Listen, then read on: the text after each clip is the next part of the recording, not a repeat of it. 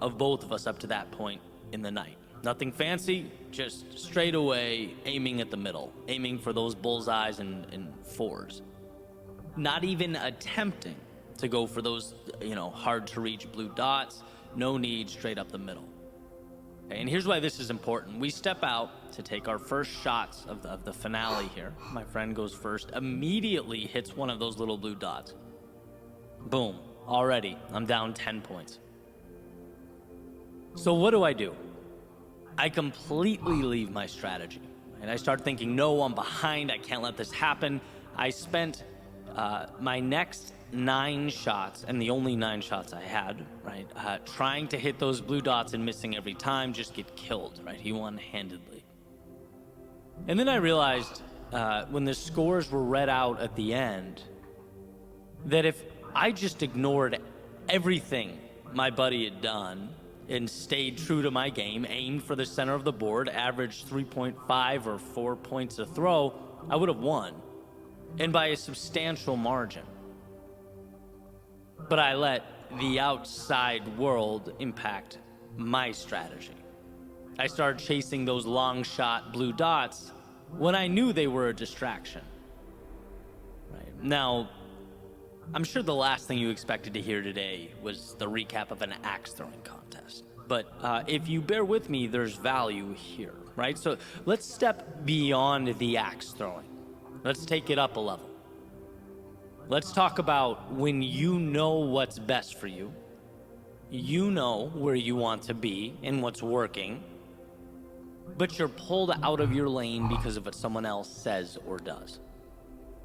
You hear him or her over there accomplish something great. You look in the mirror and go, man, I haven't accomplished anything like that, right? Maybe I need to change what I'm doing, my approach. Maybe I'm wrong. See, and the beauty of that little game was that it reminded me that there will always be outside circumstances trying to redirect my course. But we have to trust in ourselves that we are doing what's best. We have to know our own game and our own strengths. Now, don't conflate this with a stubbornness. It's not about never adjusting. No, we need to adjust. But adjust when it's best for you, not simply because other people are taking a different approach.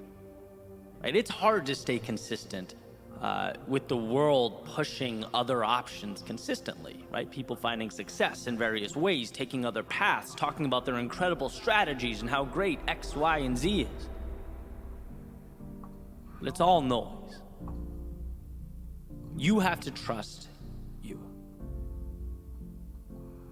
And again, not blind faith, but an understanding of who you are and a willingness to continue to grow with every step forward. There has to be some element of understanding that, sure, things will get challenging, life will push back, but that doesn't mean you are wrong or in over your head. It's a compounding of little actions and trust in yourself. If you can do that, the world remains yours. It's day by day, or in my example, throw by throw, knowing your bullseye and aiming steady up the middle. We all know how hard it is to see results before they exist. The mind tries to find every example out there depicting why you're wrong, why the finish line is too far away. Life is constantly creating off-ramps, saying, hey, if you don't want it that bad, or you're unsure of yourself, here's a way out, come with me. Right? It's constantly sowing seeds of doubt, which is why we must dig deep for that strength. Life is a game of you versus you. If those around you win, good for them. And if they lose, well, hey, wish them well on the next go-around. But none of it has any bearing on who you are and the race you're running. Are you going to show up for you? Are you going to be your biggest fan when it takes every single part of you to keep going? Don't let the loudest voices in the room dissuade you from what you know to be right.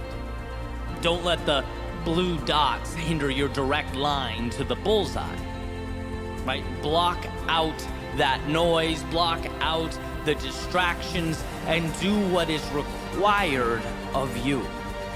Win your race, because that's the only finish line of value. Walk your path, because that will bring you where you need to be.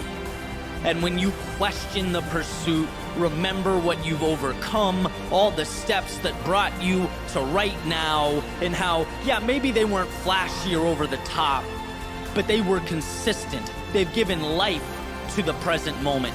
What you do is succeed. What you do is overcome. Just don't lose your bullseye.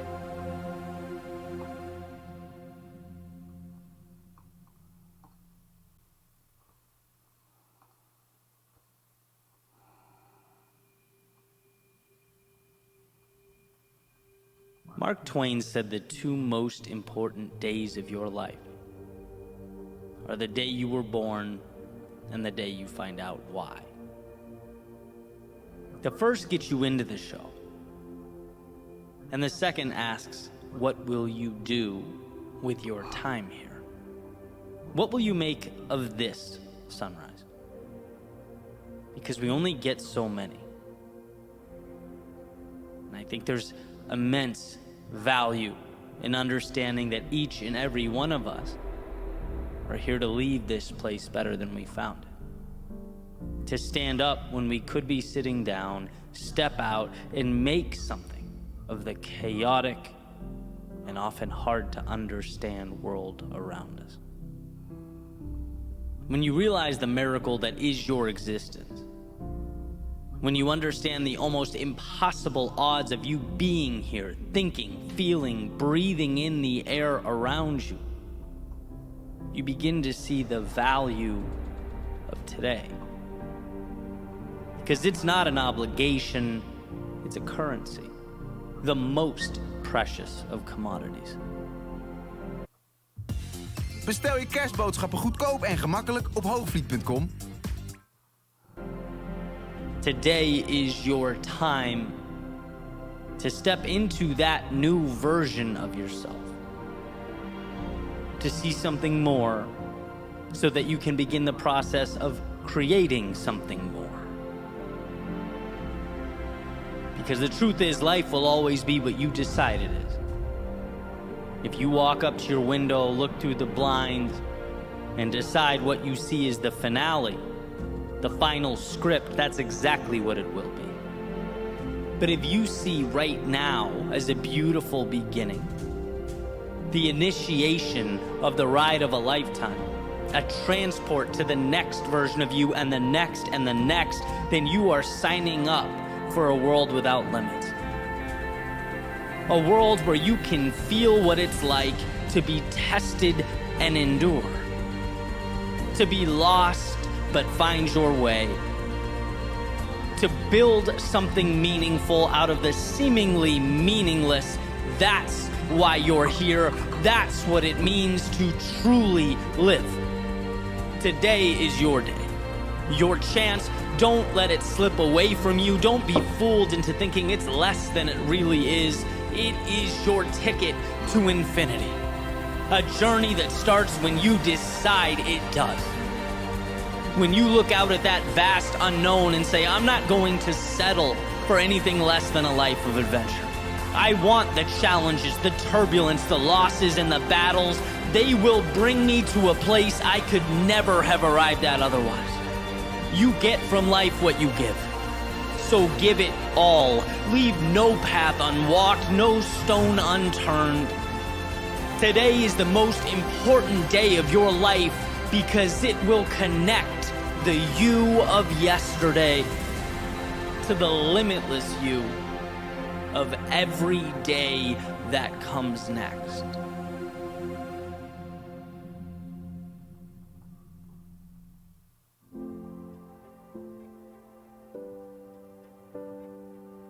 You can allow yourself to be distracted, or, as Robin Sharma suggests, you can do incredible things, but you can't do both. You can stay where the safety and security is, or you can risk what you have in pursuit of your dreams, but you can't do both. You can remain the character depicted in yesterday's story, or you can take those lessons, experiences, and craft a new story. But you cannot do both. Life is a game of trade-offs, where any decision to go in one direction is a simultaneous decision to not go in another.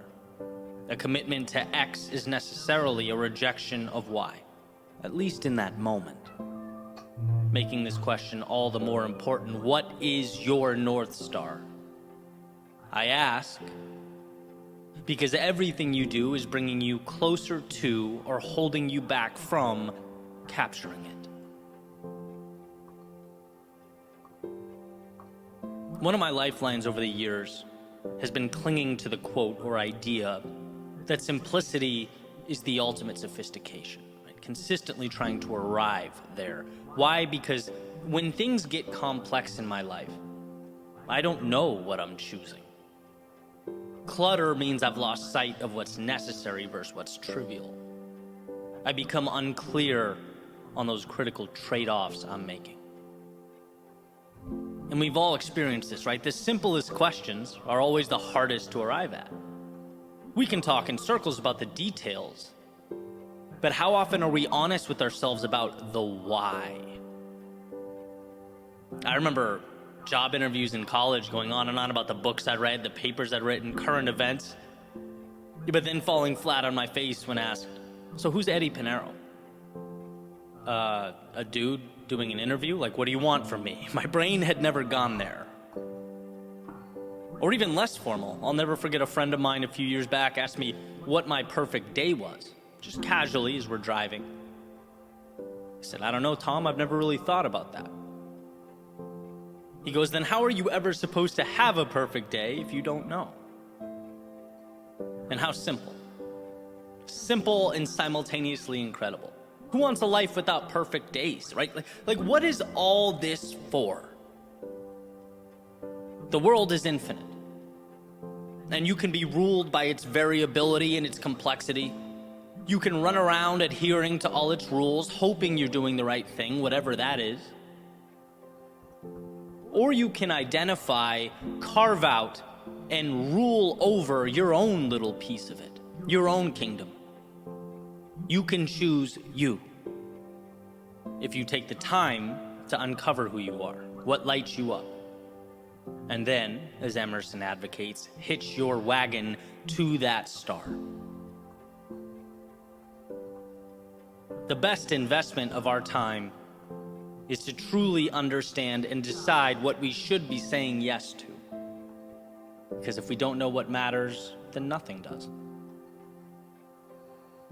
Here's a famous dialogue from Lewis Carroll's Alice in Wonderland. Alice, would you tell me, please, which way I ought to go from here? That depends a good deal on where you want to get to, said the cat.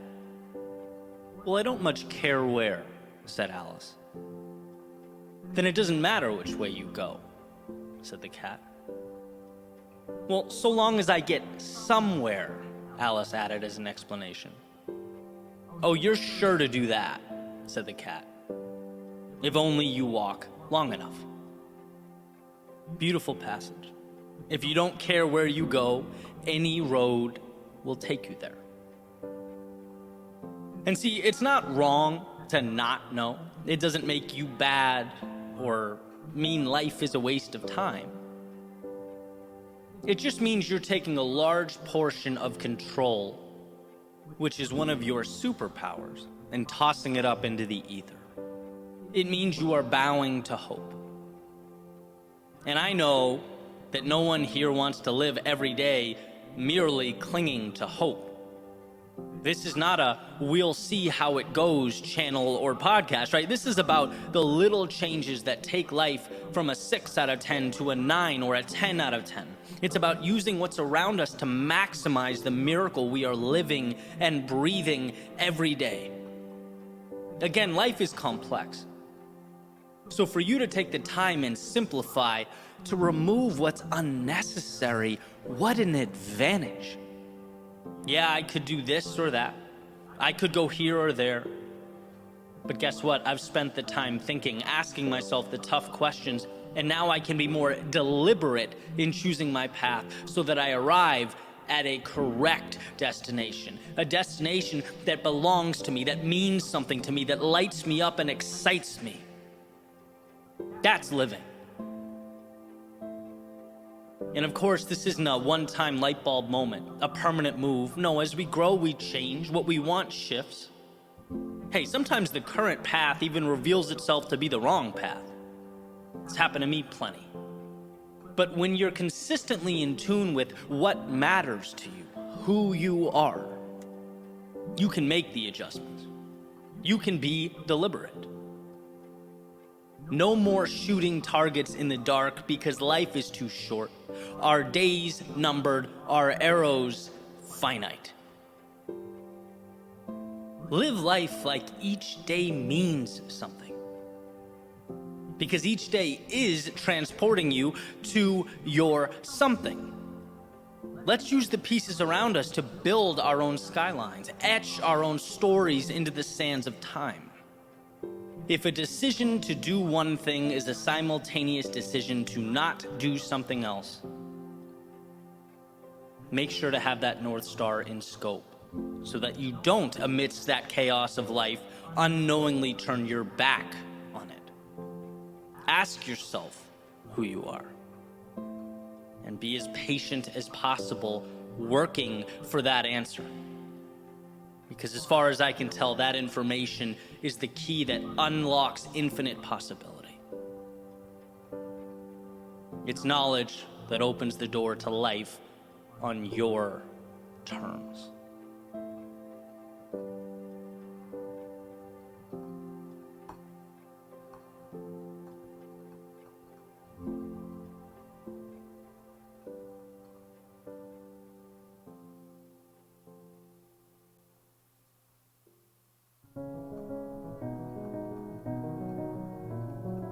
Remove the lifelines. Eliminate plans B, C, and D. Let the curtains close and the lights dim.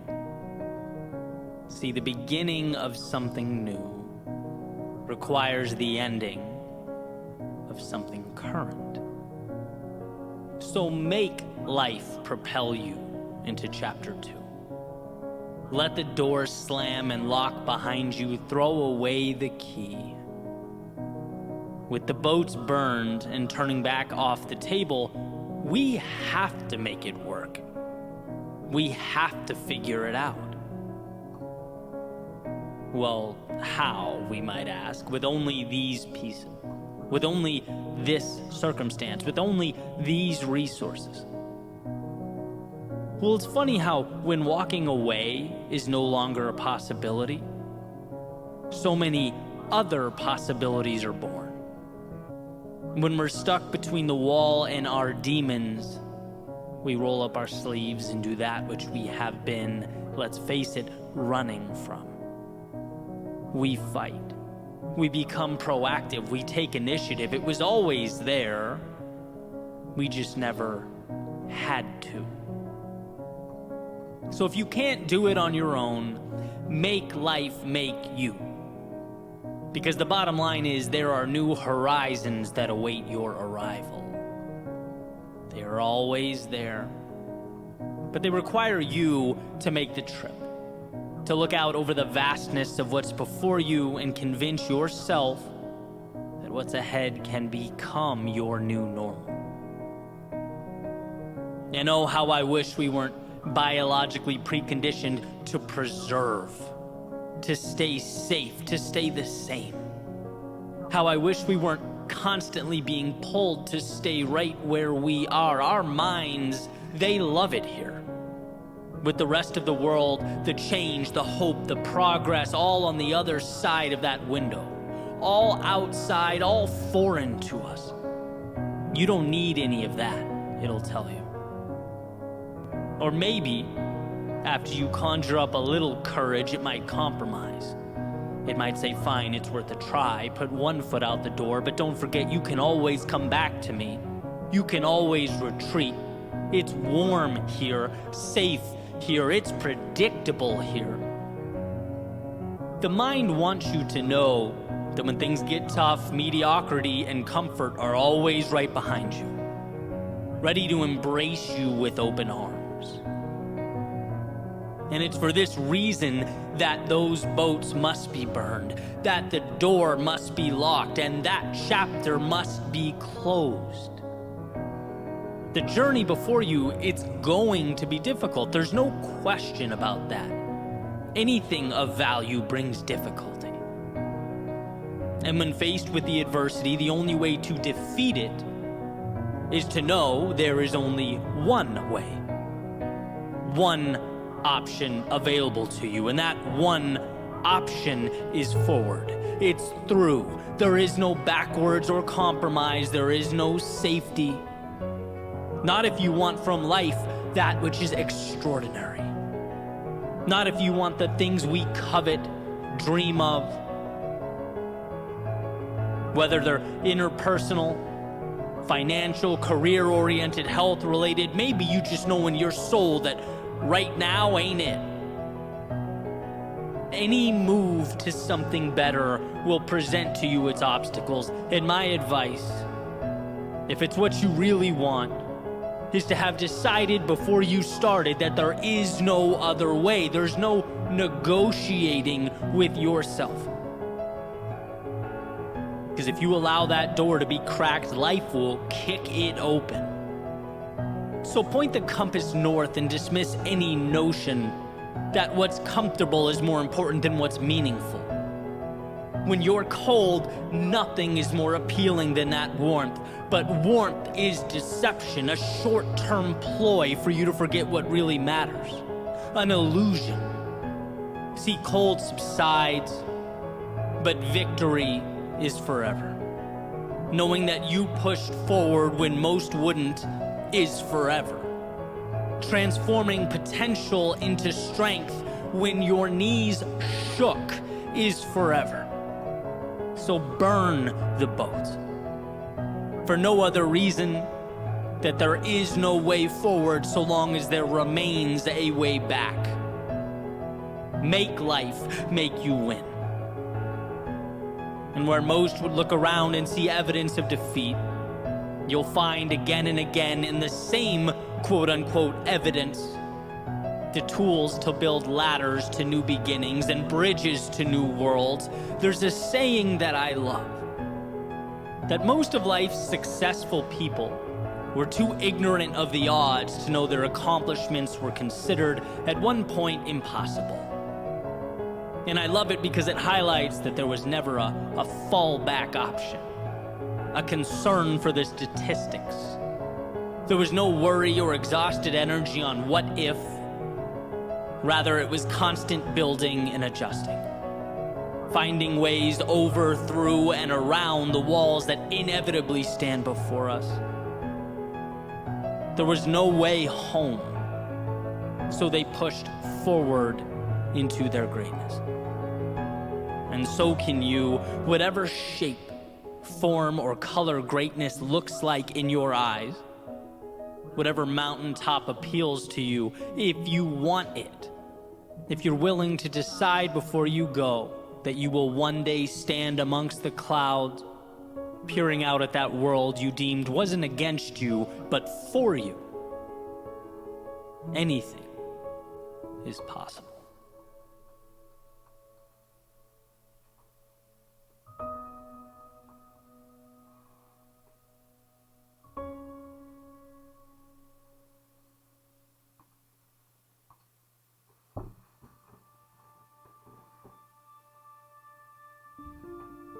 Of all life's lessons, it's my relationship with what it means to suffer that's transformed my reality. something that's learned, not unlike one's ability to read or write. An understanding that unlocks the door to fulfillment. Nietzsche says, to live is to suffer, to survive is to find meaning in the suffering. Dostoevsky says pain and suffering are always inevitable for a large intelligence and deep heart. The really great men must, I think, have great sadness on earth. Helen Keller says, although the world is full of suffering, it's also full of the overcoming of it. Our problem is not that we suffer. Our problem is that we don't know how to perceive it when it inevitably arrives. We are taught that it's synonymous with a giant street sign saying wrong way. We're taught that the perfect life is free of its grasp. It's why when suffering does arrive, we're so inclined to run from it. I reference my experience as a D1 rower often, not because I stood out or even really because of my love for the sport. I reference it because it is the point in my life when I learned to suffer. When I learned what I could put my body through, my mind through, and see that like all things, discomfort simply ends, and life is different on the other side. That's why I talk about waking up to go to the gym in the morning when it's still dark in the middle of winter, the practices that made me throw up, having 3 exams, 2 papers, but thinking about a 2K test. Because part of me couldn't believe I was doing it, because up until that point in my life, I would have simply said no. That's why I reference the 3 of us walk-ons that were there senior year out of the 60 plus that showed up freshman year. We built a relationship with suffering.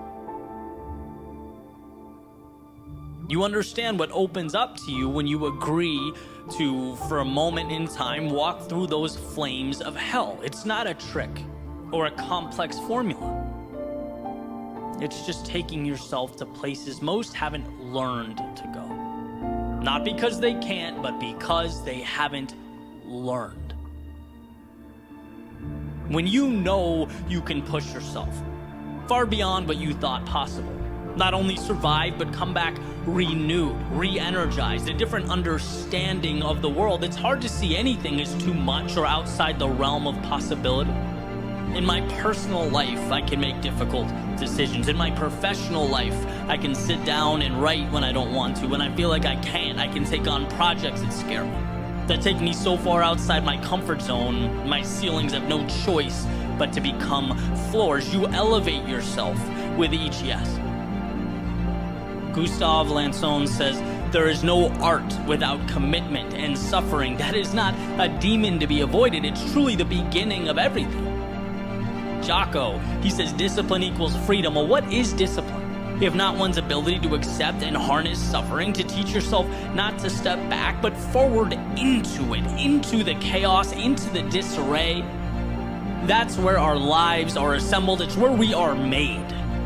And so my message is where you would once say no, dare to say yes. Even if it's a footstep, a moment, one toe in the water, teach yourself that the very discomfort you've been running away from, that most run away from, will be the reason your life transforms. Change isn't a miracle.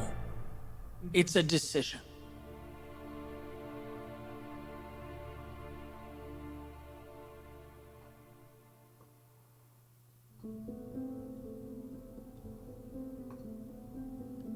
We are, in some ways, helpless to what occurs around us. There are things that are beyond our control. But the gift we possess, our power, if you will, is the ability to determine what we let in, how we internalize the externalities. We are responsible for being the gatekeepers of our minds, protectors of our worlds. There's a little saying that I aim to live by. It's incredibly simple. Basically, the idea is, if something is not a net positive on your life, start working to eliminate it. If there's a person that is draining, creating more negative than positive, then they don't deserve to be in your world. Stop letting them in. If there's some place you're going that doesn't align with what you value, start working to eliminate that destination from your day to day. Stop letting it in. If you find yourself constantly thinking about worst case scenarios, it's always, well, what if this goes wrong or that goes wrong? If you find yourself missing the opportunity and instead spotlighting the problem, start working to identify and isolate those thoughts so that they can be eliminated. Stop letting that stuff in. The great part about having so much control over our lives and our perspectives is that we get to choose what gets our time and attention. The tough part, though, and it is tough, is that it means we also have to ask ourselves questions that perhaps we don't want to ask. We have to be honest with ourselves, like truly honest. And the reality is sometimes it hurts to do that, to ask, how am I contributing to this pain, this struggle? What am I letting in that needs to be kept outside the gate from now on? And what we often find is that the answers are there. The opportunity is there, sometimes even in plain view. But our attention is often diverted from it and instead allocated to the things that don't even serve us or align with who we are. We've habitualized finding the problems and not the solutions. And I can list examples of this over the course of my life all day, right? Epiphanies where I realized I needed to defend the thoughts that enter my mind and better cultivate a world where I can succeed, where I can be happy. Money, for example, the switch from seeing it as a scarce resource, something that everyone's fighting over, how to outmaneuver the guy to the right of me, how to get my hands on this elusive object. Nope. Block that mentality at the gate and let in instead the idea that money is merely an exchange of value. How can I be more valuable to more people? Where value goes, wealth follows. Or as I've talked about before, the injuries I deal with so frequently, right? Keeping the poor me, or I can't deal with this, or whining, I'm willing to put in the work, why won't life let me succeed? Keep all that outside the gate and let in, here is an opportunity to get better in other areas. I can't lift. Maybe I'll take a month or two to crush cardio, to eat better, to build mental acuity. Find a way. Or maybe it's that person who made their way into my life that over time became a net negative. That we've gotten to the point where our coexistence takes away more than it adds. They no longer belong inside the gate, in my world, right? Only let in people who do make your life better. And we have control over all of this. It's about accountability. It's about personally understanding the authority you have over what comes in and what stays out. Very few things in life are just because. Things exist in our day-to-day because we have, somewhere along the line, allowed them to be there.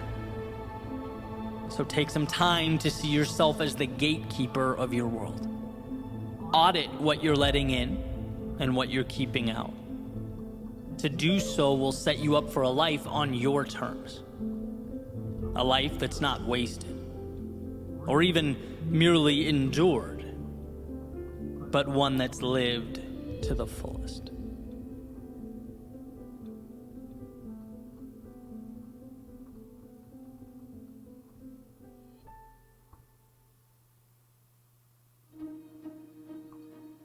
In John Maxwell's book, The 21 Irrefutable Laws of Leadership, he talks about momentum and how the saying, if you can't take the heat, then get out of the kitchen, doesn't quite get it right. Advocating that it should instead be, if you can't create the heat, then get out of the kitchen. And being that we are all leaders in our own lives, I think he hits on something that none of us should overlook. The power of momentum, of not waiting but creating. Reminding ourselves that we are not spectators, sitting in the stands and simply reacting to or complaining about the events taking place below. No, we have the ability to change the things we do not like and create the ones that don't yet exist when we know they should.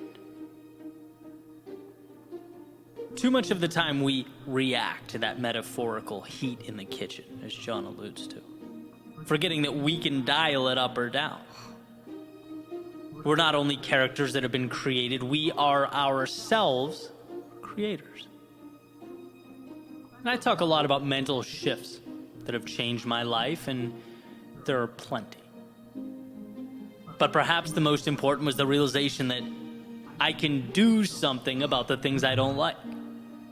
And I know that sounds simple, probably even obvious.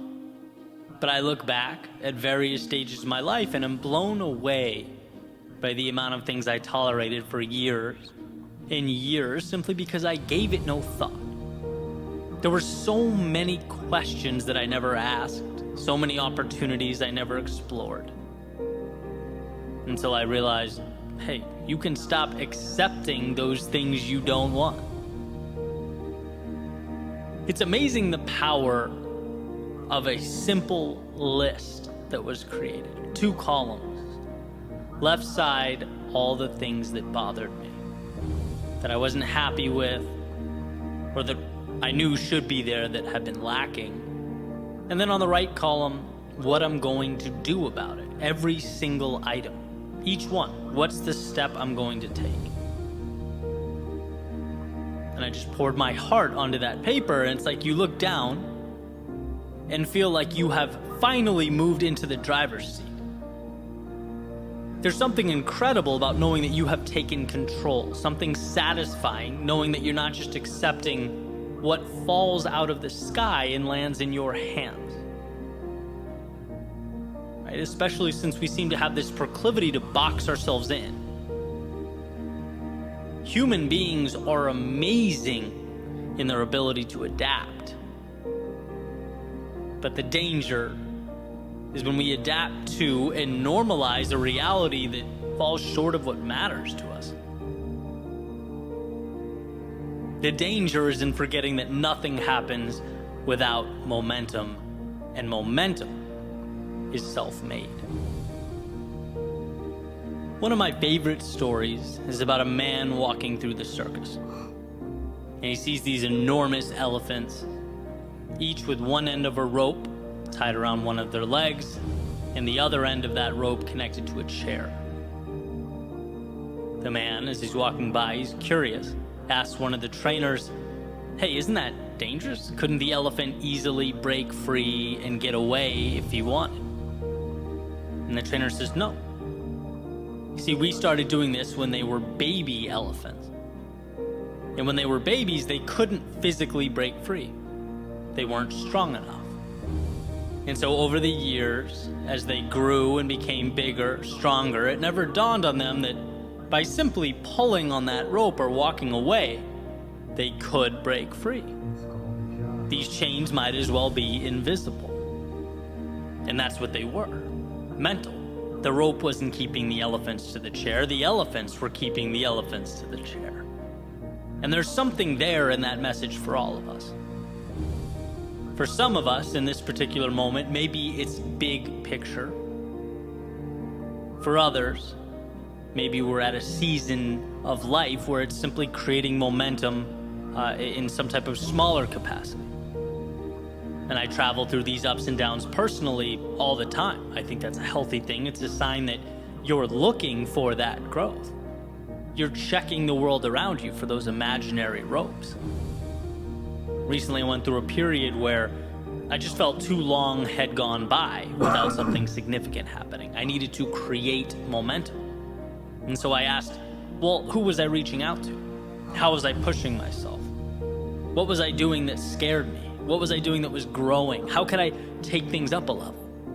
All these little levers of opportunity are all around us, But we have to know to look for them, to see them and pull. And it's truly an incredible thing. You do that, and you start to feel the movement underneath you, the momentum, the excitement, because you're trying new things, you're taking new risks, talking to new people. And that's how that snowball grows.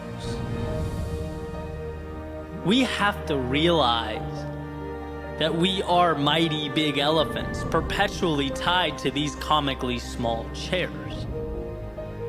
We have to create that heat in the kitchen, because we're not only capable, we are ready. We are equipped to move forward.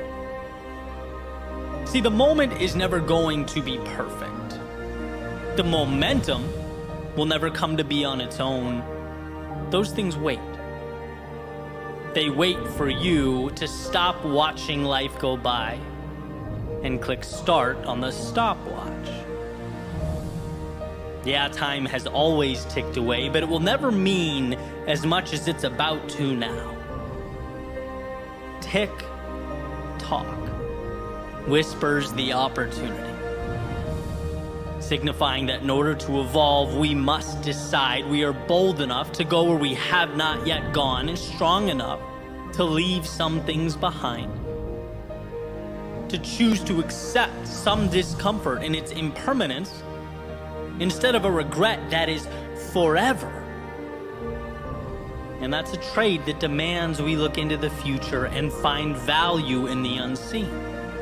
It's a move that says the seconds ticking by mean too much to dishonor them by not making the most of what's around you. And those answers are always there. At the end of the day, that's what it's all about, right? We make decisions without even realizing we're making them. To accept the current moment as fate is to choose what you're given over what is possible, over everything that's out there available for you. It's never too late to pull on that rope around your foot, to be who you, as the saying goes, might have been. Know that in your world, nothing consistently shows up or exists without your stamp of approval. That will always be true. Nothing carries on without you allowing it to do so, and that understanding will be the difference between the ground level and the exponential heights you are capable of reaching. The creation, the email, the phone call, the ride, the book, the period of time, the step out the door, any and all of life's seemingly unremarkable characteristics. Within them is your ticket to greatness. Just know that you have to be the one that winds the clock. You are the sun around which everything else revolves, the architect that makes something of value from them. There will always be momentum where you decide there should be momentum. So pick your head up, open the door, and step out into the world of potential that awaits.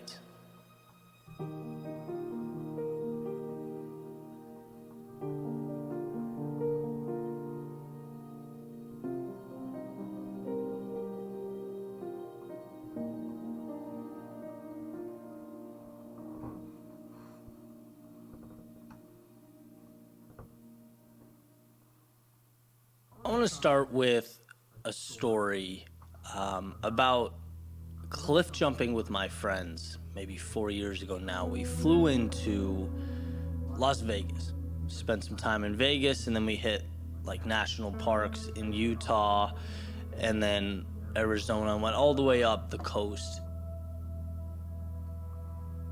When we were in Lake Tahoe, at the very end, there was this spot to cliff jump. This really, really high peak. And, you know, it's notorious, and it was just like a scary thing. And I remember walking up, there were 3 of us, and 2 other people were there. It's like you have to hike up to it. It's kind of in the woods a little bit. One of my buddies walked up and, we thought he was gonna jump right off. And he stood there and he looked down. And he looked down for, I don't know how long, a while. Ultimately jumped.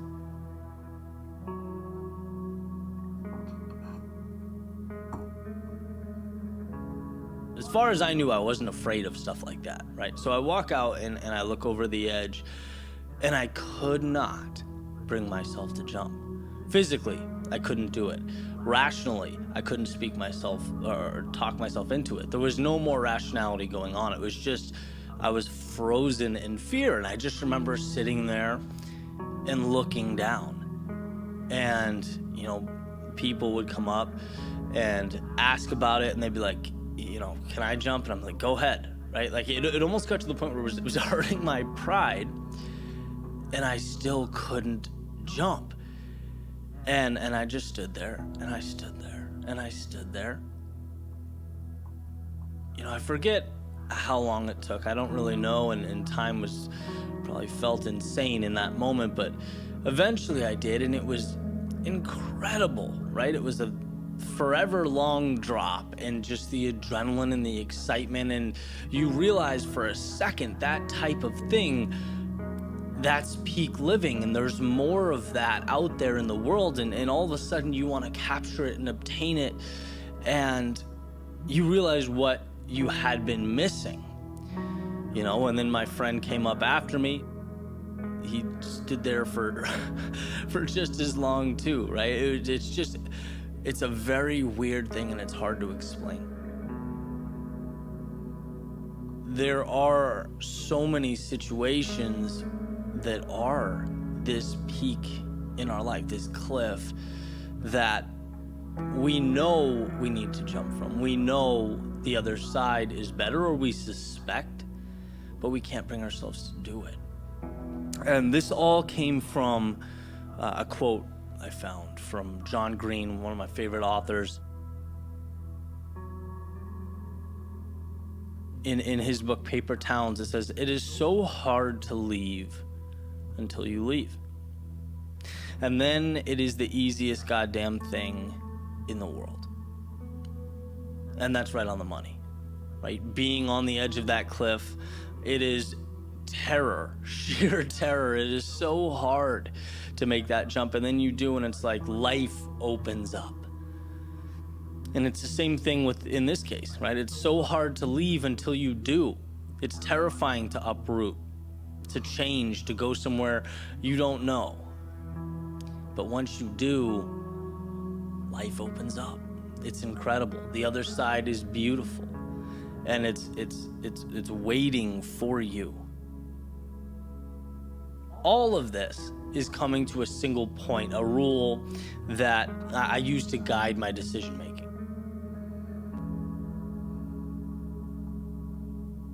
And the rule is simple. If you are not content where you are, that is your reason to jump. Because on that cliff, rationality dissolves. The future is unknown, and it's scary.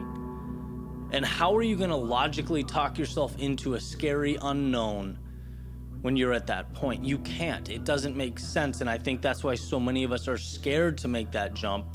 And we ultimately turn back and we concede and go, okay, I'll just stick with what I have. This isn't great, but it is what it is. I can't bring myself to make that jump. Right? We're all there at some point. I've been there. I've been there with speaking. Big cliff for me when I first started. Ultimately jumped and put me on a trajectory that changed my life, right? Same thing with making videos, same thing with my first client. Like all these things, they're terrifying. And in the moment, you can't logically speak through them, so you just have to go. And it's like, well, how do you logically, you don't, you just go. Because if the present, here's the rule, if the present is not making you content, go, jump, right? Never forget that the path, the future is comprised of 1 trillion paths, and you can bend them and shape them and remake them And sometimes it won't work. Sometimes it'll, blow up in your face. But again, you're still presented with an opportunity to adjust and remake and bend and reapproach and continue forward, right? The only way to lose is to stay on that cliff for the rest of your life.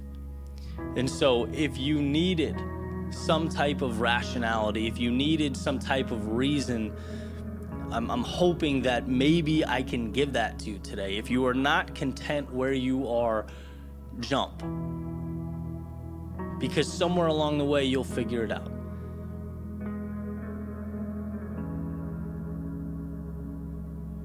Every time I've jumped, it's changed my life for the better. Maybe not immediately, but ultimately. And as I say, that's what life's all about. So, hey, I hope you got something from this podcast. If you did, please subscribe, rate, review. Helps me get it out to the world. And guys, I appreciate that. And I will catch you tomorrow.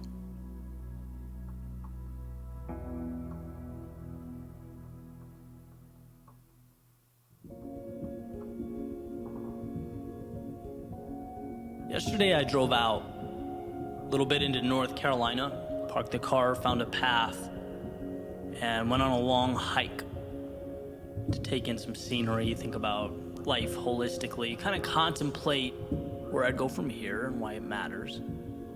Which is always funny to think about, right? The idea of having to carve out time amidst our frantic and often chaotic journey to get somewhere, to, define where somewhere is. But I think about that a lot. Our days consist of so much running around that I can easily forget what even my calculated decisions add up to. Why? It's a simple enough question, perhaps one I could ask more. Why? What's with this whole get comfortable with discomfort thing? Why do I place so much emphasis on the quote-unquote path less traveled? Which is a term that, one of my buddies was recently giving me a hard time about using in all my speeches, right? It must mean something to me. It's got me here. But is here better than over there? After all, it's not out of the realm of possibility that I'm the one who's missing the mark. And it's okay to examine that possibility. In fact, that's why I'm here. And I bounced this around in my head as I made my way up the trail and noticed as I looked around, everything just felt perfect. Have you ever had one of those moments where it just seems surreal? The morning was incredible. I loved the sound of the earth under my feet as I took each step, the chirping of the birds in the early morning, the sun making its way through the trees. And I thought, it's amazing that you can live 20 minutes from this feeling and just never experience it. I guess proof that a decision to not go, to do nothing, is still very much a decision. And in this case would have been the less desirable one. I'm glad I went. My phone was in my backpack, and for the first time in a while, I didn't even think about it. My mind was stimulated. My senses were taking in something new, something different, something not my studio or laptop or social media analytics pages. In fact, all that stuff felt kind of trivial now that I was removed from it. And I wondered, why don't I do this more? A thought popped into my head earlier that morning. I thought, hey, that's a cool idea. I just had to get through that initial pushback. The hesitancy of, what's the point? What's the desired outcome of a hike? Right? After all, this little jaunt's just gonna distract you from your work and your progress. But at that moment, I think you have to just shut out reason for a second. You have to remind yourself that there's value, period. Otherwise, we open the door for rationalizing. We talk ourselves out of some of life's beautiful secrets. Sometimes you have to just go. And as I made my way down this trail further and further, I started to feel better. I felt reassured. Like I had something that I otherwise wouldn't have had. Something that's my own. And maybe that is it. Maybe that alone is the reason for everything. To collect those incredible things, large and small, that we might not have had. After all, isn't life just an accumulation of memories, of experiences that are spread out like a choose-your-ending children's book? And with so much control over the outcome, I think that matter deserves my attention. in order to acquire the good stuff, whether it's in a different location or context or time in my life, I still learn again and again that to get that, we have to leave some things behind. And that's the essence of life. You usually get out what you put in. And I think about that a lot. I think about the forks in the road I've come across, those same ones, the life-altering decisions. I guess it's only human. Walking away from that promising career that I'd spent my whole life building towards. Every once in a while, sure, I miss the security. Leaving the city and the people that made my life what it was, it still haunts me from time to time, trading permanence and structure for the freedom to condense my life's work into a laptop and take it anywhere in the world. But empowerment can be lonely, right? And I guess I can't help that in the midst of those situations, the easy decision always feels like the wrong one. I've just been pulled by the upside. I gravitate towards this grandiose version of what life could be on the mark that I hope to make. And to me, the scariest thing has always been not having the courage to see more, to explore. The phrase, what if, has always been my adversary, the monster in the closet, and it's a costly one to slay. Right? But life is both suffering and infinite beauty. And it's like you have to choose where you're going to endure pain and why that matters so that you can climb the mountain that means everything to you, that makes life worth it. In other words, meaningful discomfort now or painful regret later. And I strongly believe that life is about pursuing something meaningful. And even the triviality of a hike wants to remind me of this truth. I could be at home playing guitar, watching Netflix, relaxing. I mean, that would have been easier. There's only one way to catch that sunrise over the trees. And that way is not Netflix. All those beautiful views, they require an output of energy to reach them. They come with fear of something going wrong, and in doubt that perhaps the turn you made wasn't the best one, and that's okay. But I believe that happiness, to be truly fulfilled, requires trade-offs. And with each step, it becomes easier and easier to understand. For the gym rat, it's the discipline and the belief, knowing that muscles break down so that they can be built up.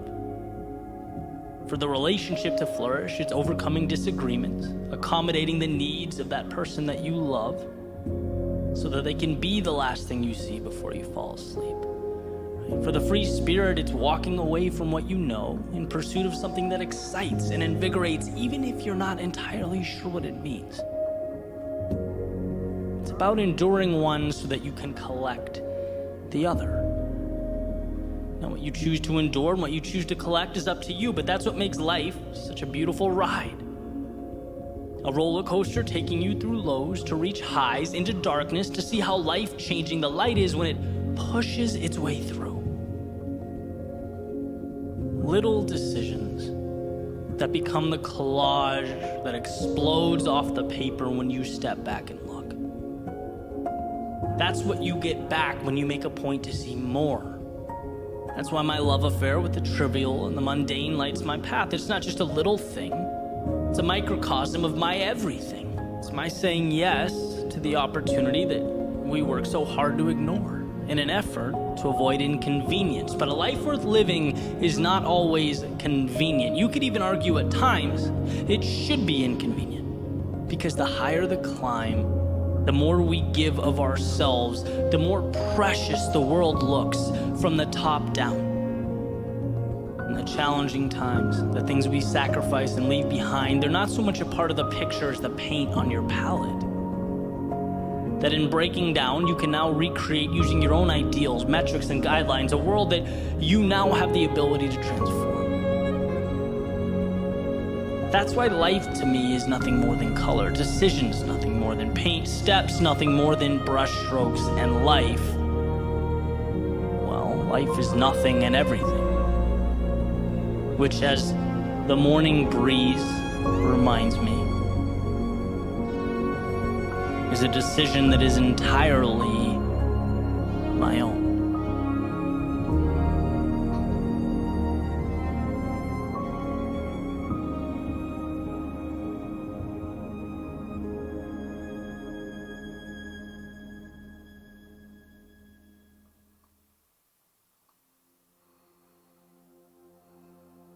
The thing about storms is that they all have one thing in common: they pass. And once gone, they leave you as a person different than who you were before you stepped in. Before you found yourself consumed by its adverse conditions. They are disruptors, breaking down and shaking up, but not for the sake of chaos itself. No, storms break us down so that we can build again, so that we can find within ourselves the power and the strength that simply remain tucked away during those sunny days. And so walking up to this storm, what you'll immediately notice is a break from the normal, the everyday, an obvious detachment from the standards by which you had been living. But don't be fooled into thinking those dark clouds and heavy winds have nothing of value for you. Don't be tricked into thinking the rain will consume all the good in life. Because at the end of the day, it's that very rain that washes away the excess and leaves the meaningful. We don't grow despite the storms. We grow because of the storms. So compose yourself and embrace what's around you. Amidst the storm, you might realize that you don't want some of the things you thought you did. You might realize that life contains variables that make it incredibly unpredictable. And when old plans meet new variables, sometimes we learn that the path we were walking down requires adjustment. It needs change. Not because we were wrong, the dream was wrong, or the path was wrong, but because life is an experiment. Experiments are meant to test hypotheses and support exploration. Without the storm, sure, everything seemed fine. Everything was flawless, but in the thick of it, when the variables, the multiplicity of factors present themselves, it often paints a picture for us that we previously weren't able to see. That's okay. Ideal, even. It's life. So when amidst the storm and presented this new information, this new portrait, pivot. Grow with your understanding and newly acquired knowledge. There's no point in remaining tied to the ideas, the people, and the places that once served you, but have since run their course. Right? Growth is perspective and awareness, and as the storm shakes your foundation, it also hands you a clarity that those blue skies simply could not. So adjust, adapt, and move further into the person you are destined to become. You can't learn that on a sunny day. No, that's what storms are for. And amidst the storm, you might find yourself scared, nervous, unsure. You might even look back and wonder what life would have been like had you not stepped in. Perhaps you're angry with yourself for not navigating around the inclement weather.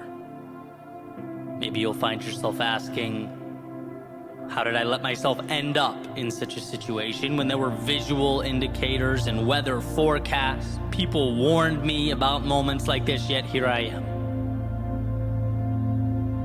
You might find that the drop in temperature is uncomfortable, the rain difficult, the wind annoying. But here's what they don't tell you. There's something innately powerful about proving to yourself that you can move forward despite those things. That when you're scared and step forward anyway, when you're lost but maintain your poise and trust in the process, when you're down but cling to hope, to that light at the end of the tunnel, You emerge with a different understanding of who you are. You end up stronger because you've allowed yourself to become stronger. And you don't get that on the sunny days.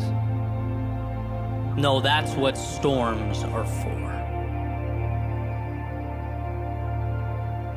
And amidst the storm, you might feel like the sacrifice required in life is more than you want to endure. Maybe even more than you can endure. After all, it's during our trying times that we're forced to make some of our most difficult decisions. We might be forced to let go of some things that had been staples in our lives. That in order to say hello to some things, we must necessarily say goodbye to others. And this hurts. Especially while it's happening, it hurts. But what you're really doing is learning to identify what matters and mitigate the things that don't support that journey.